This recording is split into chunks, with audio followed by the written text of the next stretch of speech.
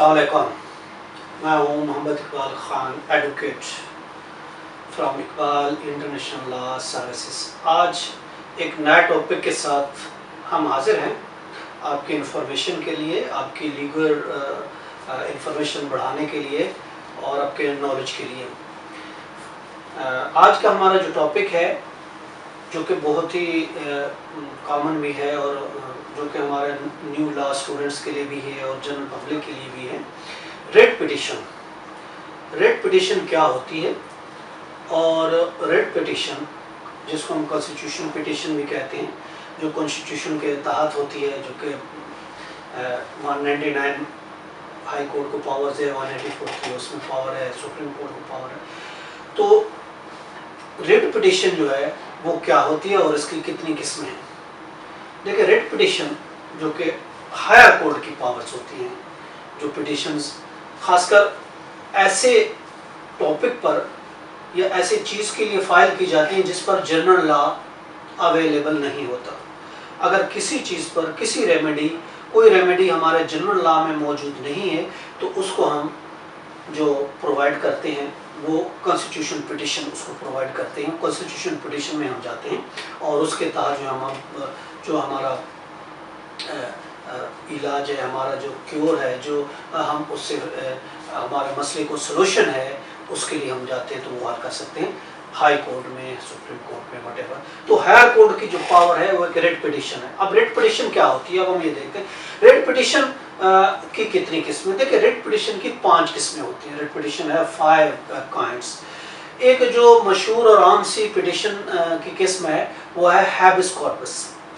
Habeas corpus ये एक आम पिटिशन होती है जो बहुत ज़्यादा इस्तेमाल भी होती है, जिसको हम ये लैटिन वर्ड है, इसका मतलब होता है produce the body. Habeas corpus, produce the body. तो प्रोड्यूस दी बॉडी इसके जो लुग़वी मानी है लातीनी ज़बान में, ये इन्फ्रिंगमेंट, ये किस लिए फाइल की जाती है, ये इन्फ्रिंगमेंट ऑफ फंडामेंटल राइट्स। अगर किसी इंसान के फंडामेंटल राइट्स मजरूह हो रहे हों, ख़त्म हो रही हों, उसको ना मिल रहे हों, जो उसके बुनियादी हकूक़ हैं, जो हमारे आइन के आर्टिकल 4 से 9 तक दिए गए हैं, जिसमें उसकी आज़ादी है, आज़ादी के हवाले से आज़ादी बिज़नेस है, आज़ादी इज़हार है, आज़ादी उसका चलना है, फिरना है, आना है, जाना, ये सब आज़ादी एक पर्सन की जो आज़ादी है, फंडामेंटल राइट्स है, अगर इस पर कोई कदगन लगती है तो उसको हम उसके लिए हम हैबिस कॉर्पस, कोई ज़बरदस्ती, अगर मर्ज़ी के बिना एक आदमी को उसकी मर्जी के बिना कोई हब्स पे जा में रख देता है, ज़बरदस्ती किसी जगह उसको रख लेता है, चाहे वो 5 मिनट के लिए रखते हैं, 10 मिनट के लिए, 1 घंटा के लिए रखते हैं, ज़बरदस्ती किसी को हब्स पे जा में रखा जाता है, तो उसके लिए हैबिस कॉर्पस की पिटिशन फाइल की जाती है। समटाइम पुलिस वाले भी होते हैं, जैसे किसी इंसान को पकड़ के ले जाते हैं, उस पर कोई केस भी नहीं हो तो उसको बिहाइंड दी बोर कर लेते हैं, थाने में बंद कर लेते हैं, और कोई केस भी नहीं हो तो उस पर दवा डालते हैं या पैसे दे दो या ये कर दो वो कर दो, हालांकि उस पर केस नहीं होते। कानून तो ये, जब तक केस नहीं हो आप किसी भी आदमी को पकड़ में जेल इसमें थाने में बंद नहीं कर सकते। अगर कोई पुलिस वाला, पुलिस स्टेशन का ऑफिसर गलत काम करता है, और किसी बंदे को किसी इलीगल ग्रेटिफिकेशन के लिए या किसी और बेनिफिट के लिए उसको पकड़ में, डराने के लिए, धमकाने में उसको बंद कर देते हैं, तो उसकी जो फंडामेंटल उसका राइट था, उसका आज़ादी का, वो मजरूह हो जाता है, वो ख़त्म हो जाता है। उसको अगर ज़बरदस्ती रख लेता है तो फिर उस सूरत में हम जो है ना हैबिस कॉर्पस पिटिशन फाइल करते हैं कि इसको पुलिस ने ज़बरदस्ती फ़लाँ जगह, पुलिस स्टेशन में या किसी और घर में, या कोई दूसरा आदमी भी हो जाता है, जो बड़ा आदमी हो सकता है, जो आजकल जिस तरीके से वो इंटीरियर सिंध में होते हैं, पंजाब में होते हैं, बड़े होते हैं, वडेरे होते हैं, किसी गरीब बंदे को हब्स में जा में रख लिया, किसी बच्चे को रख लिया, ज़बरदस्ती उसको रख लिया, उसको रस्सियों से बांध दिया या वैसे कमरे में बंद कर दिया, लॉक कर दिया, तो ये उसके फंडामेंटल राइट के खिलाफ है। उसके खिलाफ हम हाई कोर्ट्स में जा सकते हैं, उसके लिए फाइल की जाती है हैबिस कॉर्पस की पिटिशन। और दूसरी जो पिटिशन है वो है पिटिशन ऑफ मेंडामस। ये रेट पिटिशन की दूसरी किस्म है मेंडामस।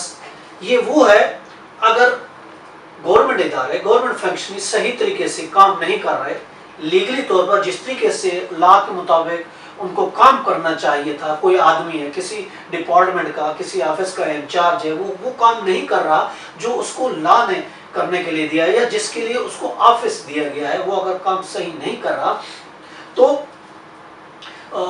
उसके लिए पिटिशन जो फाइल की जाती है वो मैंडामस पिटिशन जो है, रेट पिटिशन फाइल की जाती है कि ये आदमी सही काम नहीं कर, गवर्नमेंट ऑफिशियल सही नहीं कर रहा, तो ऑर्डर दे सकती है, इस पर कोर्ट ऑर्डर दे सकती है, हायर कोर्ट ऑर्डर देती है to mandate the proper laws will be followed, कि जो सही लॉ है उसके मुताबिक आप काम करें, लॉ के मुताबिक करें, बगैर लॉ आप काम नहीं कर सकते। अब तीसरी हमारी जो किस्म है वो है रिट पिटिशन की, वो है प्रोहिबिशन, रिट ऑफ प्रोहिबिशन। अब रिट ऑफ प्रोहिबिशन क्या होती है? देखिए, रिट ऑफ प्रोहिबिशन बड़ी कोर्ट का वो एक अख्तियार है जो छोटी कोर्ट को दिया जाता है।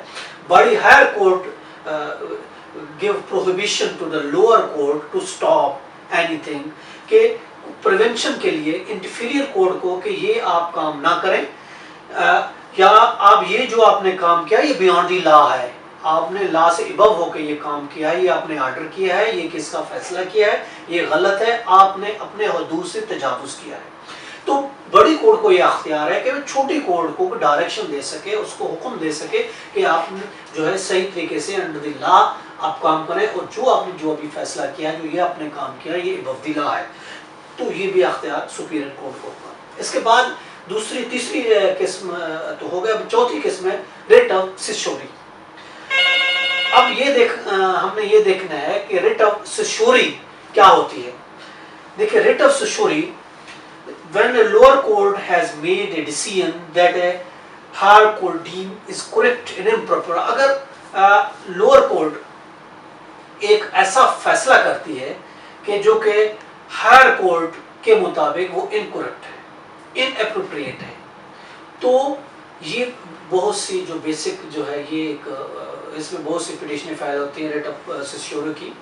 Writ often will be use, ज़्यादातर ये हायर कोर्ट जो है ना वो यूज़ करती है ये छोटी कोर्ट को, जो छोटी कोर्ट किसी केस का रिव्यू कर सकती है, उस केस को फैसले को देख सकती है कि क्या इसमें एप्रोप्रिएट है, एज पर लॉ है या नहीं है। उसको देखने के लिए जो बड़ी कोर्ट पूरी फाइल मंगा के, पूरी मटेरियल मंगा के उसका एग्जामिनेशन कर सकती है, उसको देख सकती है क्या ये डिसीजन जो किया गया है ये एज पर लॉ है लोअर कोर्ट का या नहीं है, तो उसमें वो इंटरफेयर कर सकती है उसको कि इसको दोबारा से इस केस को चलाया जाए, या उसको सेटिसाइड भी कर सकती है, उसको फ्रेश डिसाइड के लिए भी भेज सकती है, जो चाहे उसमें डायरेक्शन दे सकती है। तो ये इख्तियार भी हायर कोर्ट का है, रिट ऑफ सिश्योरी।